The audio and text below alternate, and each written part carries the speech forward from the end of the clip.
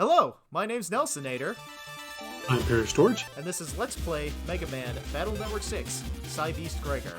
So, there's very little left on my list of things I still have to do, and one of them is, SP navies, but the other is, I gotta finish all my program advances, man. There are 29 of them in the game. I gotta get out there and do them all, so, Electman's gonna be my demonstration dummy today, where I build my entire folder full of program advances, and, it might have been a mistake to do it like this. I should have just done it where I had, like, a folder full of the star code, and then only the chips I needed, but you know what?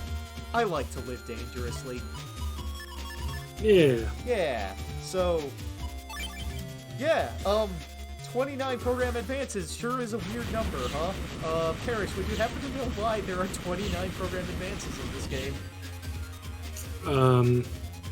Was one cut because they couldn't, or because of a feature that didn't make it over from the Japanese release? Yeah, well, they cut the crossover program advance out of it, the Django one, because in the English version, they cut out all of the content that was related to Boktai. So they removed the Count fight, they removed the Immortal area that he would hang out in, and they removed the mega chips associated with the Count and Django, and then they removed the program advance for Django. So they removed all of that stuff, leaving us with a weird 39 mega chips and 29 program advances. So, yeah, that's exactly right. Good job. That's rough, buddy. Yeah. So, on some level, I wish that stuff was here, and I wish it would be here in the Legacy Collection version, because I would really like to have a little bit more meat on this Battle Network 6 mode. But, we'll see. I'm not hopeful. Yeah, it seems unlikely with any kind of thing like that that involves multiple rights or licenses to work out those agreements. I'm always kind of surprised to hear things like that, like when the old Rare games got added to the Nintendo Switch Online. Yeah, since they're a Microsoft company. That must have taken a lot of wheeling and dealing. Yeah, and one of the other things that's going to be really weird about it when they hit Battle Network 4, Hideo Kojima shows up in that game. Like, that guy is on the outs with Konami in a pretty big way.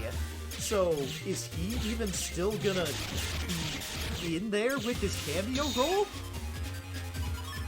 I guess I don't really remember his cameo in that game very well.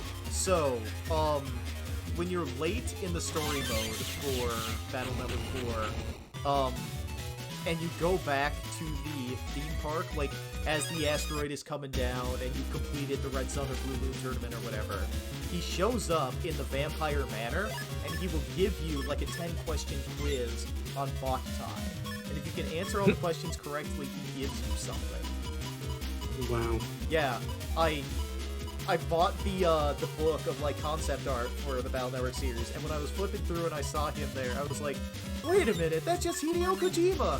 And I think the text in the book next to the picture is like, yeah, it was really nice for Konami to send us, like, 3D pictures of his head so that we could model him right for the game.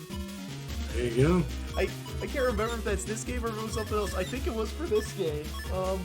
I might have to stand up in the middle of this and go over and grab my book and flip through. Actually, yeah, I'm gonna go do that right now. Hold on. I'll be back in a minute here.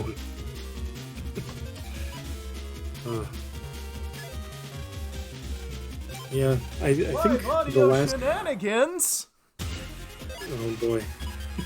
I was gonna say, the last thing that I can really remember that was Hideo Kojima cameo was Metal Gear Solid 5. I want to say the first part, what was the first Ground act? Zeroes. Ground Zero. Yeah. Where, he's one of the important VIPs that you rescue from his prison. Yep. And, he says, the same line as Snake when he shows up, what took you so long? Yep. He's also a guy you can save in Metal Gear Solid 5 itself, I'm pretty sure. That sounds entirely plausible, but yeah, I just haven't gotten far enough in Phantom Pain. Yeah, like way at the end of the game as an optional mission, like after you've beaten the final boss. Okay, so they didn't put him in the Battle Network 4 section, so he's gonna be in the concept art back here. Right.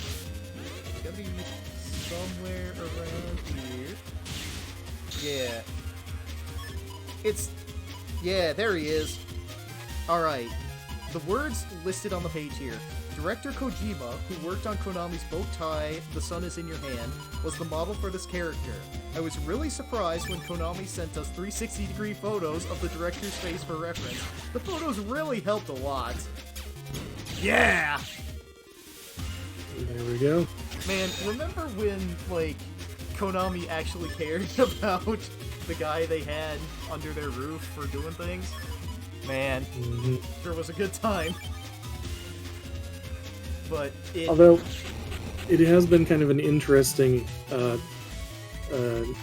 evaluation of how very few creative endeavors are the result of one singular auteur driving everything.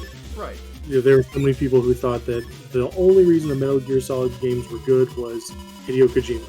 And he left, he formed his own company, and everyone just thought that Death Stranding was going to be, you know, the next best thing since Metal Gear Solid. And then he made, like, a really weird thing that has sort of niche appeal. Yeah.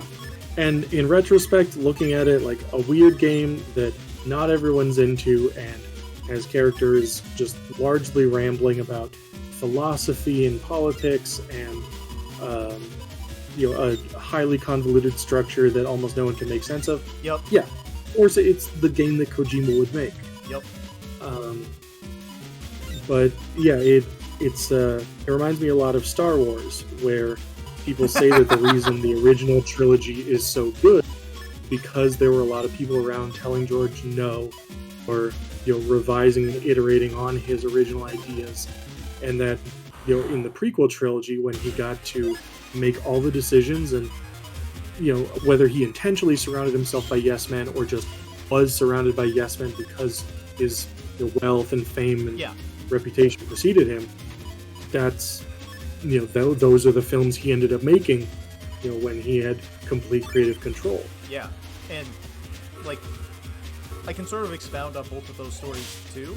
Like, when George Lucas went out and made the prequels, he was making a political commentary of America, like, in the Bush years.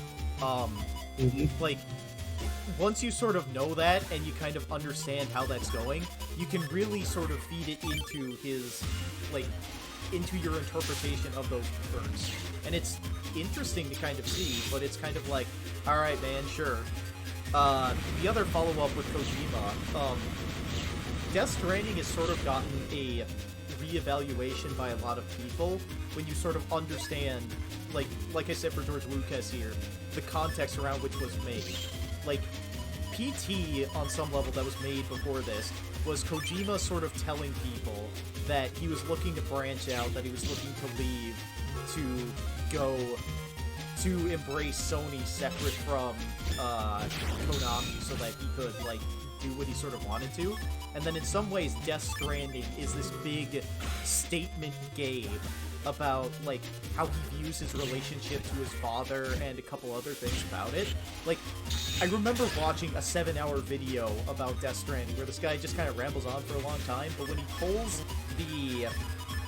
pulls everything together in, like, Hideo Kojima's interviews where he talks about making the game, and, like, his interviews about, like, his parents and other things going on with it, like, this is a story of Hideo Kojima's relationship with other people. And on some level, like, yeah, we don't necessarily have our tours, and dedicating, like, everything about a game to one person is maybe not the best, but, like, when you're the guy paying the money to make it work, because you are getting all the money because it is your work, you shape it in a way that is unique to you, and everybody else's little shapes on your thing sort of bring your sort of vision to the front. that's part of the reason why we all consider Kojima like an auteur, right? How he's able to shape other people's work with him into his vision of what the product should be at the end. Like, that's a weird kind of thought I put out on the table right there, but I don't know. How do you feel about it? Yeah, I think it kind of makes sense. And yeah, if any place that person goes, you can kind of see their influence or their effect. Yeah, that is a measure of how much they are that kind of force directing or influencing the creative process. Yeah, and one of the other things about Death Stranding that was like weirdly prescient, the isolation that everybody sort of feels towards each other and how we got to get everybody back together to rebuild sort of society, right? Like, when that game came out, it was before the pandemic, and everyone's like, this is hokey, this is really kind of weird. But then, like, in light of the coronavirus pandemic, it, like, really changed how people viewed that game and the statement it made. Like, as an example, one of the people who reviewed it that didn't like it too much was this guy I followed called Dan Reichert, who is current head of creative for Giant Bomb. Dan didn't like that game when it initially came out, when he is a lover of other Kojima works, especially the Metal Gear Solid games. And then, like, he replayed it when the deluxe version came out during the pandemic, and he was like, you know, I really understand now what he was kind of getting with, and I have sort of reevaluated how I think about it, and I don't think this is an awful game now. I kind of get it. And, like, yeah. That's good to see, right?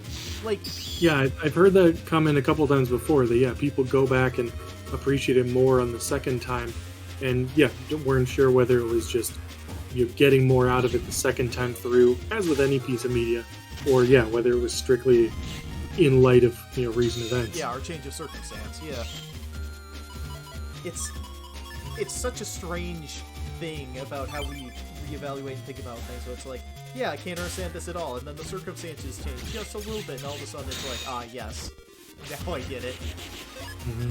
Yeah, it's one of the reasons that I do enjoy going back and rereading books I've seen before, or rewatching old movies, yeah. Because, yeah, you know, the circumstances around me have changed. I have changed since the last time I've seen it, and so, yeah, for even the simplest reasons, just I get more out of it because I'm an adult now instead of a dumb kid the first time I watched it. Yep. Or just, you know, being able to understand and having different life experiences to relate to. Yeah, it's always interesting to go back and re-experience anything, I think. Yeah. Media criticism sure hits you when it wants to, huh? Yeah. By the way, check this out. This is the one program advance that is a little bit different between the two versions. Master Cross here hits with all of the different elements that your version's crosses have. So you will hit different enemies for their weaknesses in Balzer than you do in Gregar, and that's kind of cool. Yeah. So yeah, back to what we were just talking about with reevaluating media. I mean, on the subject of things related to the game, I might as well make some other commentary. Oh yeah, on that. cool, good. The Darkness program advance, I trust that's also the same in that it differs between game game types. Darkness versions. is one of those tribute program advances, and it's a tribute to Battle Number 2. In Battle Number 2, they distributed at like events or something special Navi chips that is the final boss of the game, breathing its breath weapon, and it could combine with Base's Navi chip to form a program advance that did 3,000 damage. Oh my god. Yeah, it killed essentially everything in the game. There's one exception, and I don't think it's even possible to get that program advance in hard mode, where you can find a boss that has 3,300 HP, because they turn off wireless capabilities for hard mode. So, it kills anything in the game you can use it on. Right. And when they brought Darkness forward into later games, like it shows up, I think it also shows up in Battle Network 4 and maybe 5, but Dark MegaMan sort of takes the place of Gospel and uses, like, the breath weapon that Base sort of absorbed at the end of Battle Network 3. So it's one of those tribute program advances. The Master Cross that we also saw is a tribute to Battle Network 3. Sun and Moon, which is also in this video, is a tribute to Battle Network 4. The Double Hero is a tribute to Battle Network 1, and then Twin Leaders is a tribute to Battle Network 5. And also, you can see here where I'm doing the thoughts, like, okay, what exactly is the Sun and Moon program advance? Like, I'm staring directly at it, and I'm struggling to, like, formulate it and how it works. But, yeah. I did remember seeing the double hit program advance, and thinking lead, yeah. No. Double hero. Or maybe not a double hit or double heater. Maybe I'm thinking of the wrong one. Where you combine all the flame hits. I forget what the name of the program is called. Yeah, like the big flaming hooks. Yeah, where it's a reskinned version of the big hook Giga-Chip. Yeah. Yes, I was just saying, also kind of a reference to Battle Network 4 in that way. Yeah, Duo sure was a pain in the neck when he hit us with that. So yeah, I restarted the version here to show off. Behold, PA complete! I did it! Woohoo!